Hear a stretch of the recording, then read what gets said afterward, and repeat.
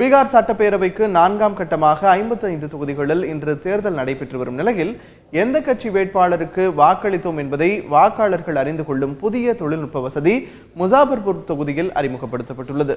இதுகுறித்து அங்குள்ள எமது செய்தியாளர் பிரபஞ்ச் தரும் நேரடி தகவல்களை பார்க்கலாம்.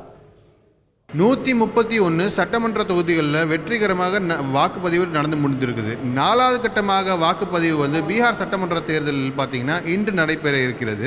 இப்போ பார்த்தீங்கன்னா இப்போ மாக் டெஸ்டிங் நடந்துட்டு இருக்கு. இவிஎம் மிஷின்ஸோட மாக் டெஸ்டிங் நடந்துட்டு இருக்கு. இதில் பார்த்தீங்கன்னா இப்போ நம்ம மாக் டெஸ்டிங்கில் இவிஎம்ஸ் விவிபேட்டுங்கிற ஒரு டெக்னாலஜி கூட இணைஞ்சிருக்காங்க. இதில் நான் பாருங்கள், இதை நான் ப்ரெஸ் பண்ணுறேன், இங்கே அதோட வெரிஃபையபிள் ஸ்லிப் வருது. ஸோ இந்த மாதிரி ஒரு பெரிய லெவலில் இங்கே எலெக்ஷன் கமிஷன் ஒரு பெரிய லெவலில் அரேஞ்ச்மெண்ட் பண்ணியிருக்காங்க. ஸோ இந்த விவிபேட் டெக்னாலஜி இங்கே முசஃபர்பூர் மட்டும்தான் போடப்பட்டிருக்குது. ஏன் அப்படின்னா இது ஒரு ரொம்ப லேட்டஸ்ட் டெக்னாலஜி அண்ட் ஆல்சோ இங்கே இது வரைக்கும் ஒரு சில இடங்களில் தான் யூஸ் பண்ணப்பட்டிருக்கு.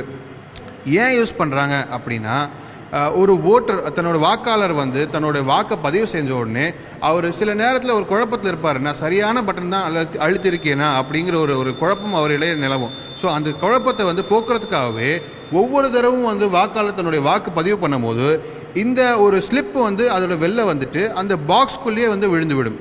ஸோ இதனால் அந்த வாக்காளருக்கு ஒரு நம்பிக்கை இருக்கும், சரி நம்ம இந்த கட்சிக்கு தான் வாக்களித்திருக்கோம் அப்படின்னு சொல்லிட்டு. ஸோ இது ஒரு ஃபுல் ப்ரூஃபான டெக்னாலஜிங்கிறதுக்காக எலெக்ஷன் கமிஷன் இது ஒரு ட்ரையல் பேசிஸில் ஒரு குறிப்பிட்ட இடங்களில் மட்டும்தான் வச்சுருக்காங்க.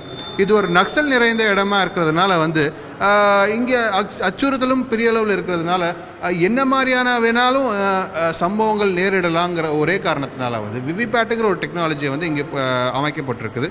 அதையும் தாண்டி பார்த்தீங்கன்னா இங்கே 1,10,000